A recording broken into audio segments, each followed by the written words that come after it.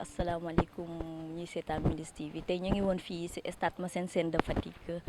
ci seen émission Star Foot tey ñu ngi dalal fii seen joueur seen xarit ñu ngi ko naan Mamadou Sanou Ndiaye ñu koy wax Lati ñoo ngi lay nuyu. waaw soxna si ñoo ngi lay fay bu baax waaw je me nomme Mamadou Sanou Ndiaye sous le nom de Lati Ndiaye. Lati kañ nga commencé sa carrière de football. waaw maa ngi commencé sama carrière de football à l'école de football Serigne Mamour Dieng waaw bu ma jógee Serigne Mamour Dieng aussi maa ngi dem centre des jeunes talents de Fatick après bu ma jógee centre des jeunes talents de Fatick j'ai passé aussi au Kada Jamono après aussi lañ ma kii ESEF souligné ma dem dafay test ñu jël ma j'ai joué aussi là-bas en Ligue 2 professionnelle merci. Ban année nga intégré équipe bi. En 2017 j'ai intégré l'équipe professionnelle Ligue 2 en 2017. Oui. Yan objectif nga am. Moi j'ai beaucoup d'objectifs envers moi parce que l'avenir est devant moi moom sama yéene mooy yéegal équipe en Ligue 1 donc aussi signer contrat professionnel loolu laa gën a am sama yéene bopp te loolu laay souhaité aussi samay morom man lu ma yéene sama bopp rek laa yéene samay morom aussi. Bëgg nga yéegal équipe bi Ligue 1. Bien sûr bëgg naa ko yéegal kay te cette année sax ça ira incha allah te parce que gëm naa ko te mën nañ ko te on a une équipe te man loolu rek mooy suñu objectif man moom équipe bi tant que yéegul moom du ma am jàmm te incha allah on le fera incha allah avec le groupe. waaw ñu ngi liggéey bu baax parce que aussi tout le temps ñu ngi nekk fii di entraîner boo xoolee sax boobu ba tey aussi may ñu jaam dugg nañ hivernal 1 mois 2 jours génn di liggéey aussi on a joué 5 matchs am nañ 2 matchs nuls 2 victoires ak benn défaite. Bien sûr am nañ ay capacités yoo xamante ne nii mën nañ yéegal équipe parce que yaaga des talents ici nii parce que fii nii ñu ñëpp a yem muy man di ñoom parce que tey boo ma jëloon tamit teg ma maa jël keneen dugal ko mën na def mën li may def parce que coach bi moom bu joueur amul capacité wala ku mënul football moom du la jël ci équipe am te incha allah moom gëm naa ne loolu mën na nekk daal day nekk soobee yàlla incha allah. Mon nom est Tafsir Cissé, je suis un joueur de J Fatick et je suis habitant de Fatick. Je suis un ami d'enfance de Mamadou Sanou Ndiaye di Lati. waaw Lati moom li ma leen mën a wax si moom bëri na mais da di ne du lépp lañ mën a wax parce que man ak moom depuis tout tànk la ba léegi on était à bas âge dans une école de football bu ñu naan Serigne Mamour Dieng nekkandoo si sélection Fatick de Benjamin minime junior ba instant bi ñoo nekkandoo EJ Fatick en senior. li ma mën a wax si moom nag mooy nit ku baax la ba pare daa tabe te dafa jàpp kóllëre ndax man ak moom bañ nekkee xale ba léegi bawul te chaque jour moo soxlaa soutien wala moom mu soxla soutien dama koy gis mais juste lui dire que ni il est dans son chemin te si football bi mu nekk tamit yàlla na si gis njëriñ ndax ñun ñëpp si lañ nekk mais moom xam nañ ne depuis ba mu koy topp ndax ñun jàng nañ def nañ lépp mais moom mu ngi koy topp ba mu doonee xale ba léegi te mën naa ne mën na ko te incha allah gëm naa ne dina ko def parce que jàppale na ay waajuram te jàppale na tamit waa koñam. juste pour te dire que ni en matière de football y a pas d'âge te titularisation am si biir équipe bi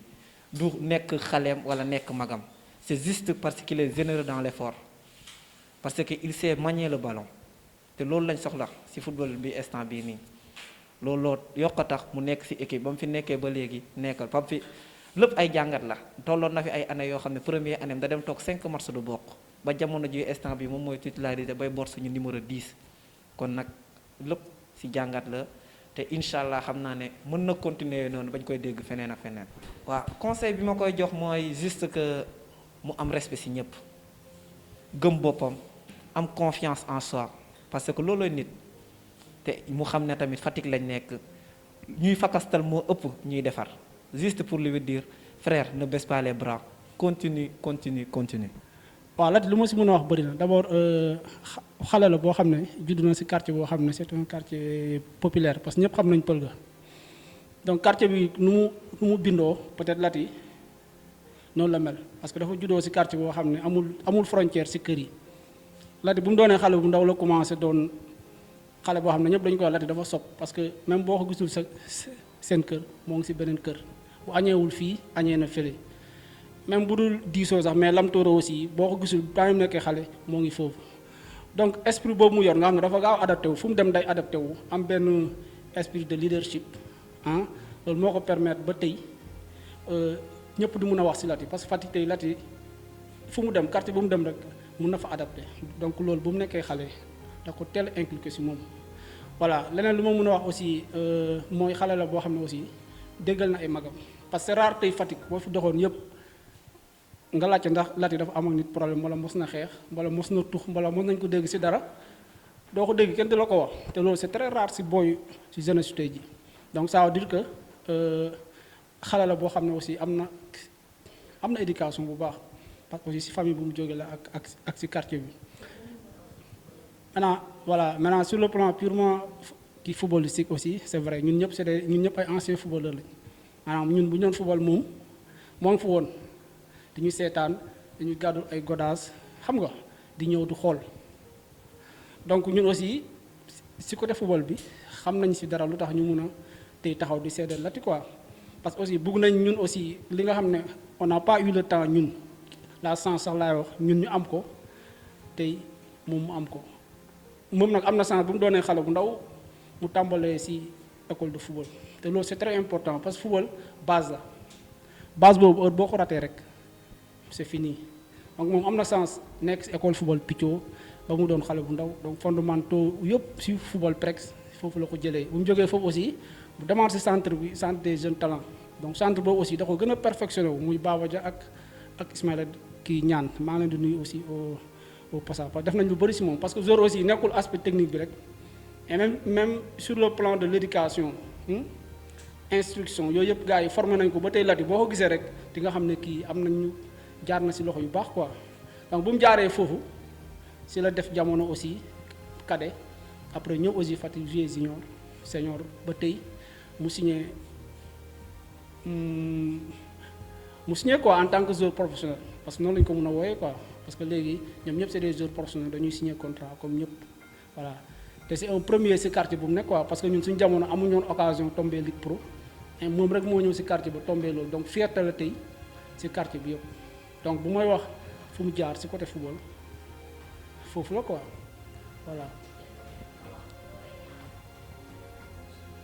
voilà lu ma koy conseiller aussi bëri na parce que football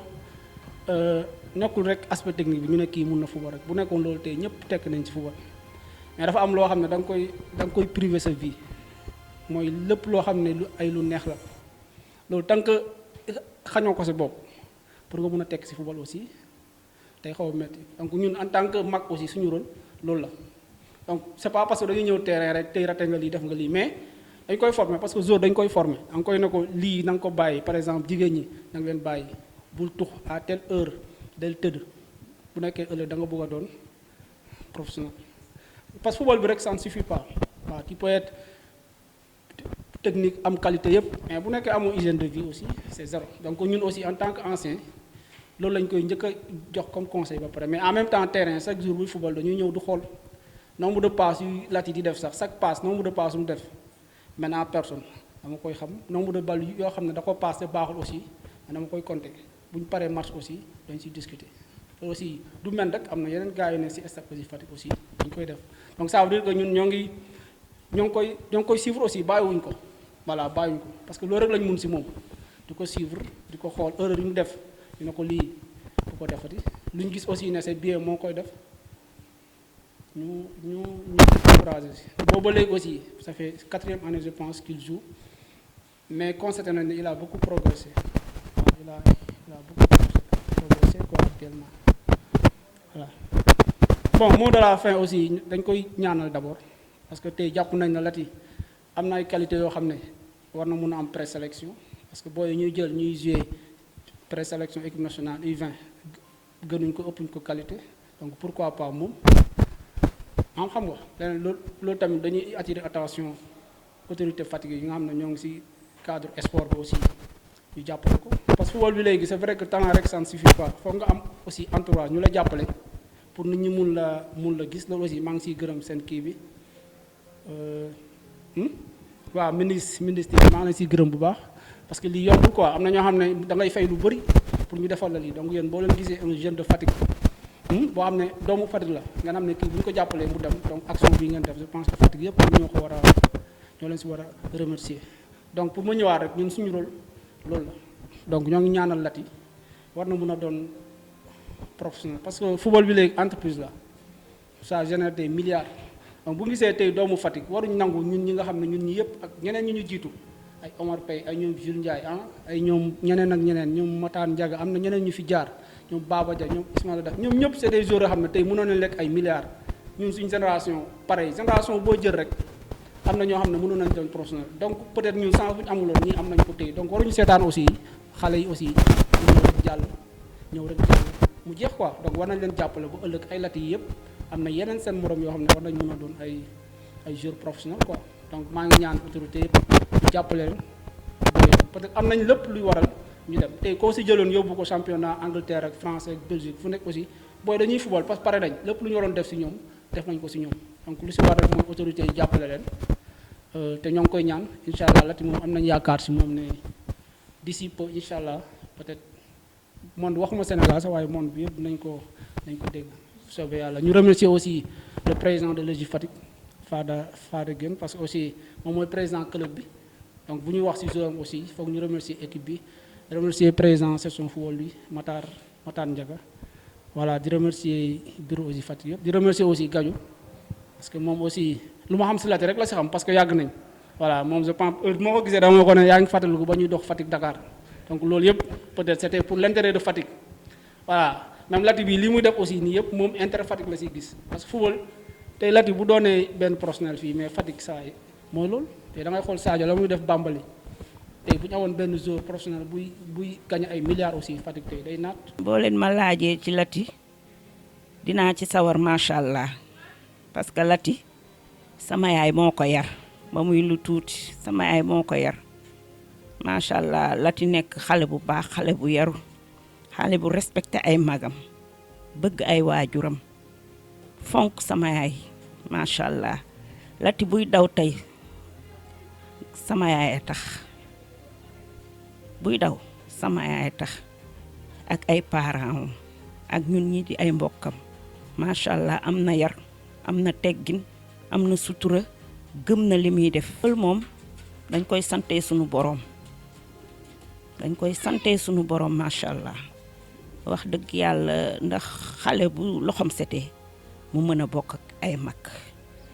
te Lati dafa am ñaani waajur ci kaw ci kanam rek macha allah parce que xale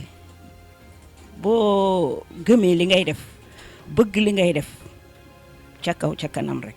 te Lati dafa gëm li muy def bëgg li muy def pas du tout parce que xale lu mu bëgg rek danga ko ci encouragé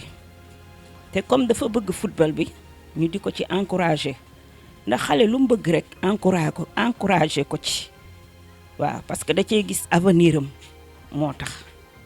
waaw non moom vraiment dëgërul bopp ba pare dafa timide tellement que mooy loolu man mii doomi nijaayam laa mais toujours dama koy tooñ xamul dara daal nee naa ko yow man maa tax mënoo génn Fatick man daal li ma koy dénku mooy xale la te dafa war a xool avenir am ëllëg mu am ci jom am ci fulla am ci fayda xam li mu bëgg xam ne lii laa bëgg te dama ko war a am te dinaa ko am ndax nit loo def ci sa bopp ne lii danga ko war a am foo jaar danga koy am macha allah man daal li ma koy conseiller na gëm te xam ne xëcc bu daggul day dikk gëm li muy def bëgg li muy def fonk li muy def respecté sart yi nga xam ne moom lañ ko jox macha allah mu respecté ko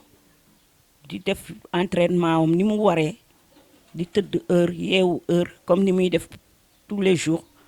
man daal loolu laa koy conseiller waaw mu jàpp te xam ne xëcc bu daggul rek day dikk macha allah parce que bëgg na li muy def xale bu bëgg li muy def la te xale bu ci am jomit la waaw man daal dama koy ñaanal yàlla fii ñuy dégg ñoom Sadio Mané ñoom consort El Hadj Diouf ñu toog ba di ko fi dégg te yàlla mën na ko yàlla na ko suñu borom def ci darajay Muhammad man de doomi nijaay ak doomi bàjjan lañ lu nekk ñun ñaar ku ci ñaanal sa morom day dal te lii day dal Lati day am lu baax parce que dafa bëgg sama yaay te man ku bëgg sama yaay ma bëgg la ku bëgg say waajur ma bëgg la waajur mooy gàllaaju doom te Lati am na ngërëmi waajur moo tax day dem Lati dara du ko téye day dem macha allah. waaw sama maam bi ma yar moom mënu ma ko sant sama bàjjen la sax du moins parce que man de ba ma nekkee xale lañ ma di fii nii sama yaay andi ma fii sama bàjjen moo ma yar dem ba instant bii nii mënatul dara defatul dara mais bëggul ma xiif bëggul ma mar tout le temps moom mooy toppatoo di ma defal lu ne mais nag man moom aw ma lu di ko ñaanal quoi yàlla na ko fi yàlla may wër ak wërle te parce que moom lu may wax ni ci xol laa ko tibbee quoi kooku noonu moom yàllaa ma booleeg moom quoi te man ku ma bëgg rek man dama lay bëgg parce que man ñëpp laa boole yemale kooku moom aw ma fayam maa ngi koy sant di ko gërëm te di ko ñaanal wër. waaw Mounirou aussi c'est mon grand c'est mon agent sax laa koy wax parce que aussi c'est mon idole man football moom moo tax ma bëgg milieu moom moo tax samay football milieu terrain kooku moom kenn la ci man parce que tout le temps damay jàpp man su ma defee man du ma jàpp ne sama damaa def lu baax man tout le temps dama naan ko man dee ma wax côté négatif bu ma ne positif man parce que boo nit joueur soo ko wax positivement rek tout le temps mën na di daanu danga ko wax négativement moom damay conseiller chaque jour di après match chaque match dañuy toog ñu def débriefing mooy ñu def autocritique maak moom ñu waxtaan ak man lu bëri quoi di ma delloo si aussi di ma conseiller lu bëri maa ngi koy sant di ko gërëm aussi man am naa relation boo xamante ne ak joueurs yi ak coach bi ñoom presque ñëpp laay wax sax Fatick ñëpp joueurs yëpp benn lañ te ñëpp ni ñu ma jàppee noonu laa leen jàppee man aw ma kenn problème fii nii te aussi ñoom dañ may dooleel ma leen di dooleel parce que lu ma bëggal yëpp maa ngi koy am ci ñoom parce que dañuy liggéey duñu ma may dara man aussi damay liggéey du ma leen may dara coach yi tamit may ñu dara léegi di leen sant di leen gërëm ñoom ñëpp aussi di sant tamit sama groupe bu ma nekkal fi di entraîner ñoom chaque jour. mot de la fin maa ngi gërëm toute la population fatickois di gërëm tamit sama famille sama yaay sama papa sama bàjjen bi ma yor mel Khady Ndiaye ñoom Khady Jula ñoom Mbagnick ma dëggal gàlle ak tous les joueurs de l'ESI Fatick aussi les joueurs de jamono parce que mënoo wax soo nee Fatick rek laal nga ñëpp di aussi di gërëm sama coach yi les encadrés des écoles de football aussi maa ngi leen di gërëm waaw di gërëm mon grand tamit la grand Ndiaye di gërëm tamit Alla Ndiaye. Bonjour madame. maa leen di fay.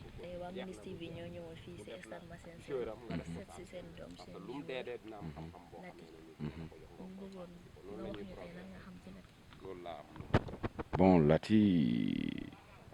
yomb na pour moo wax li ma xam si moom voilà puisque c'est un joueur que j'ai eu depuis le bas âge très jeune donc nekk ak moom presque nekk naa ak moom bientôt 8 ans 6 ans 7 ans 8 ans donc xam naa ko bu baax a baax je l'ai vu grandir je l'ai vu vraiment progresser donc voilà c'est ça.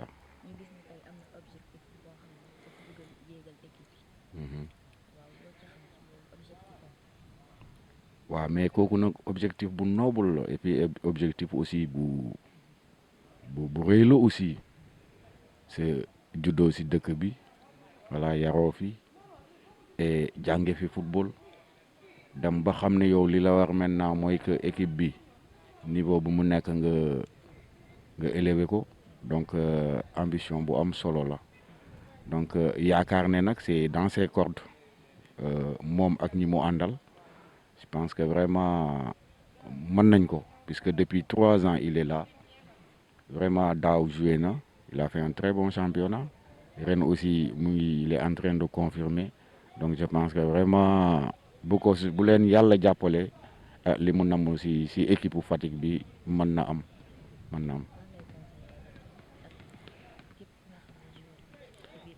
voilà surtout Lati nag lu ma koy conseiller dëgg mooy récupération Lati pratiquement voilà il récupère pas il s'entraîne quand même il s'entraîne tout le temps et puis mënoo di entraîner par exemple matin et soir te ba pare doo récupérer déjà moom petite taille la réyul bu si boolee nag ñàkk nelaw nag maintenant c'est voilà donc tout le temps ku koy wax rek loolu nga koy waxal depuis maintenant mu nekk xale ba léegi ñëpp li ñuy wax loolu la mais il s'entête dëgëru bopp ba nga xam ne dafa bëgg nit ba nga xam ne ni voilà chaque fois du noppalu day dugg si nit ñi fait voilà moom daal problème daal na ñàkk récupération